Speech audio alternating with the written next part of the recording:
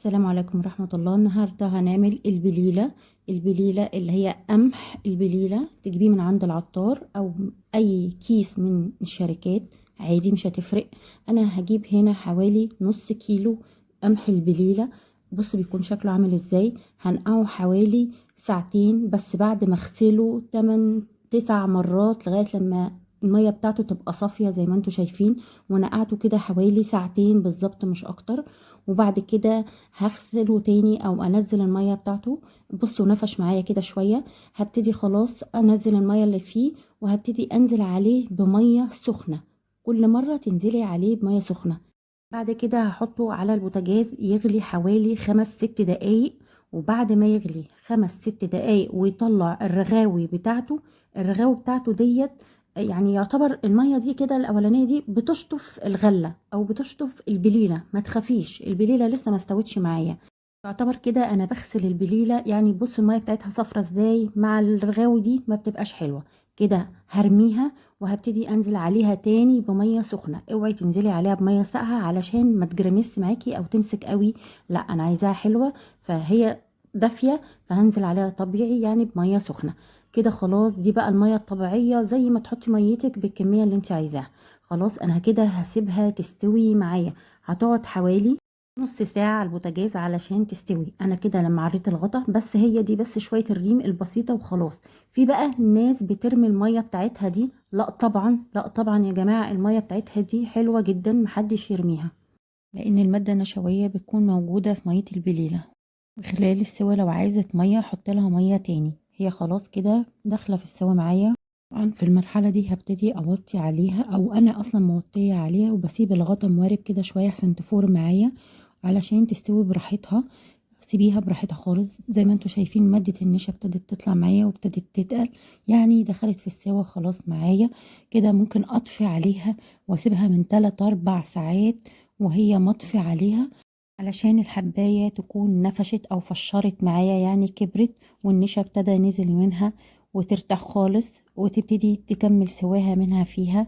خلاص كده البليلة خلصت معايا. في ناس بيحطوا لها رز، بيقولوا عشان البليلة تكون بيضة معايا. لا طبعا زي ما انتوا شايفين هي طبعا بيضة ومش محتاجة رز خالص عشان النشا. لا برضو هي فيها النشا بتاعها، عشان كده بقولك ما ترميش المية بتاعتها، فايدتها في ميتها.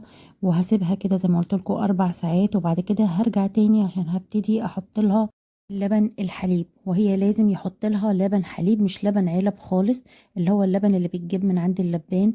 وطبعا النص كيلو قمح بياخد من لترين لبن للتر ونص لبن، على حسب امكانياتك وعلى حسب ما تحط لها. وطبعا هنا معايا معلقتين كبار كريم شانتيه. معايا كمان فانيليا، ممكن انت تحط لها كيسين فانيليا. انا بحط بالمقدار كده بالويم، علشان انا واخده احط قد ايه عشان ما تمررش. في ناس بيحطوا مستكه براحتهم، في ناس بيحطوا سحلب براحتهم، كل واحد وليه طريقه. ولكن الجديد اللي عليها اللي انا زودته بس هو معلقتين الكريم شانتيه، وعادي ممكن ما تحطهمش. كده كده باللبن الحليب بطعمها قوي بتخليها حلوه. وهنا انا بحط لها كوبايه سكر، وانتي ممكن تحط لها من كوبايه لكوبايه ونص سكر، لكن انا بالنسبه لي كوبايه السكر هنا مظبوطه. وكل واحد براحته خالص. كده زي ما انتوا شايفين كل ما تغلي وكل ما يمتزجوا مع بعض تبتدي تتقل حبه حبه. وانا بسيب اللبن يغلي شويه حوالي 10 دقايق مع البليلة عشان يبتدوا يمتزجوا مع بعض. واخر حاجة اخر حاجة لما ابتدى يتقل معايا ابتديت انزل بالفانيليا. الفانيليا زي ما قلت لكم حطي كيسين عن نص كيلو. وخلاص كده خلصت معايا. وممكن حبيتيها تعمليها عشورة زودي نشا بس خلاص عليها، وهتبقى احلى عشورة زي ما هي احلى بليلة. التزويق طبعا بتاعك انتي. عندي زبيب، عندي مكسرات، عندي جوز هند، عندي قشطة، عندي زبدة وعسل ابيض. وحطي اللي انت عايزاه. انا هنا بقولك انا كمان بطعمها بالزبده بيبقى طعمها حلو قوي قوي، احلى من القشطه. وكل واحد قلت لكم دي اذواق. خلاص انا ببتدي اغرفها. ويا ريت تجربيها بالطريقه دي، لان احنا طول عمرنا بنعملها بالطريقه ديت وهتعجبك قوي. وزي ما قلت لك لو عايزه تعملي لها عاشوره هتزودي بس النشا. حطي بقى هنا، انا بحط هنا عسل. وزي ما قايله لكم انا كمان بزود كمان بالزبده. الزبده بطعمها وتخليها حلوه قوي. وبتديها طعم دسامة خالص. وانتوا زي ما انتوا عارفين ان لبن الحليب اساسا كل ما يقعد بيعمل قشطة كمان، فهيدسمها كمان وهتبقى حلوة قوي. عشان كده بقولك اشتغلي باللبن الحليب اللي هو اللبن اللي من عند اللبان اللي بيتغلي، فبيبقى طعمه حلو قوي. زي ما قلت لك، لو عايزه تعمليها عاشوره هتزودي بس 3 معالق نشا على حسب ما ياخد معاكي، ما تكتريش فيه النشا لان هي زي ما قلت لكم كل ما بتقعد بتتقل.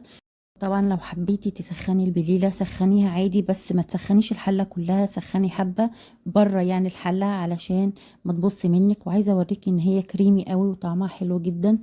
ويا ريت تجربوها وتقولولي في الكومنتات، وما تنسوش اللايك والاشتراك في القناه، واستنوني في فيديوهات جديده. والسلام عليكم ورحمه الله وبركاته.